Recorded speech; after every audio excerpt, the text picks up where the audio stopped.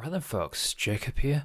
Today we're going to be taking a first look at the 100i and the other variants regarding what's changed, improved and any issues I've noticed since its addition to the PTU. As always, see the chapters for whatever you are interested in. I do ramble, so these may not be entirely accurate.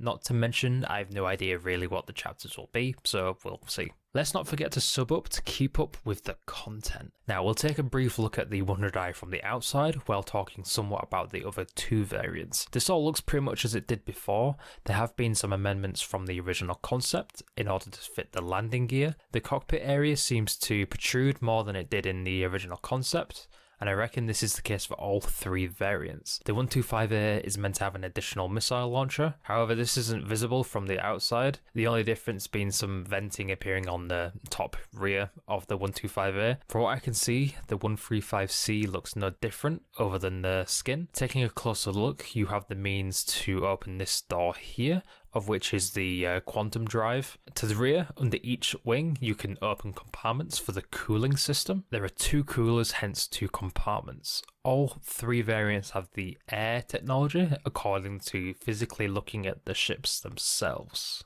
Opening the door into the ship, they've maintained the private jet-like appeal from the concept. However, looking at this particular concept image, it would appear the original concept had an upward scissor door-like thing. I'd definitely be interested in why this wasn't retained post-production. In fairness, I never even noticed before, and I'm sure many others didn't. This does most definitely raise the question somewhat as to why this wasn't retained. Again, it's not a big deal from a functionality perspective, of course. Just the idea of an upward scissor door would have been kind of cool. Anyway, actually moving inside, I was surprised to see the bed already retracted, to find that it isn't retractable at all.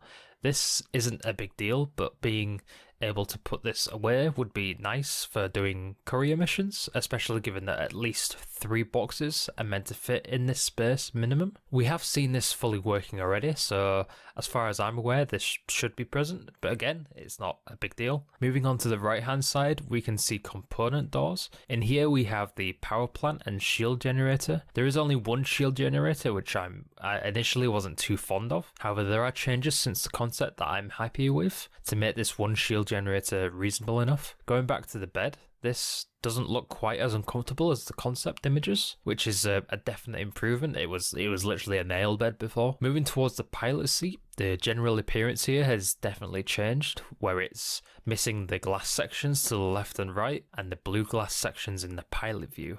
Again, I went over this in the previous overview video, so see the annotation if you wish to see a pre-production overview. The blue glass and the structural sections here was definitely a hindrance to the pilot, of which is likely why this isn't in the finished product. The glass sections to the left and right and the stairs to the pilot seat does take away the kind of throne kind of appearance that the concept had. Instead, it has a minor ramp and a rail-like system that the pilot seat is mounted to. This does upset the final product for me slightly compared to the concept. Then again, I am not unhappy with the ship as a whole, regardless. Not to mention, why would a starter ship need a throne? Getting into the pilot seat is very much like getting into the Banu Defender seat without the Banu sounds, which is interesting. Although Origin seats do tend to rotate 180 degrees, I don't recall them physically moving. I could be wrong here, however. The 100i has the feature whereby the controls are on the actual buttons on the interface.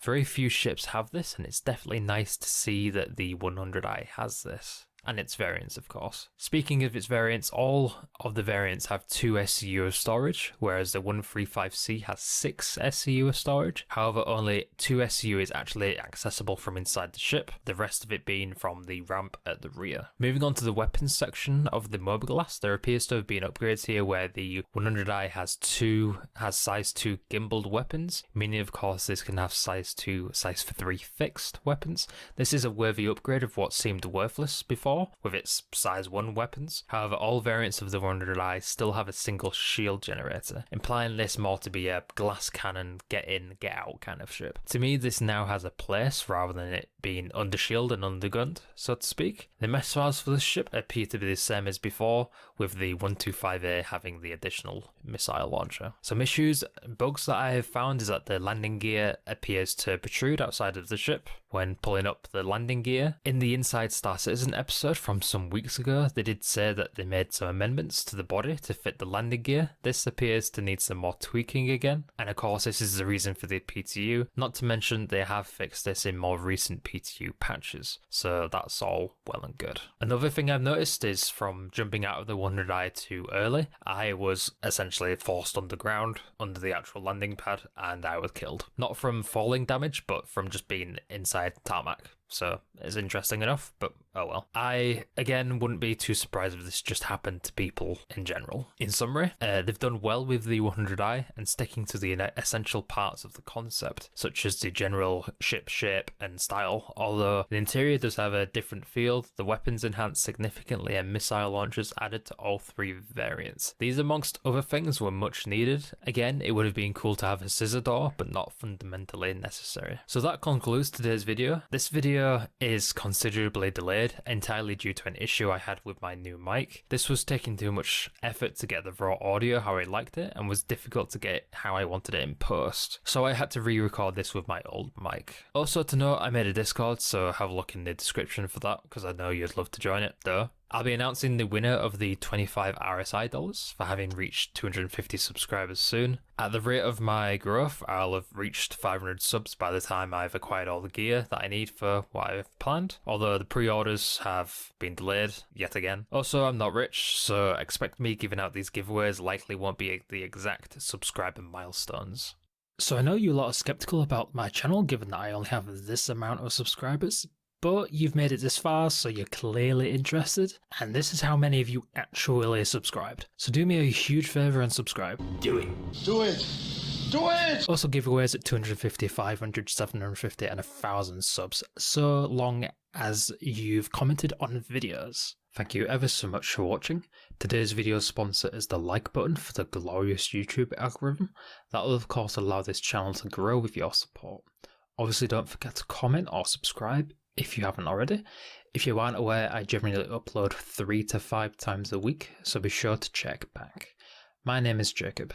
Thank you, and goodbye for now.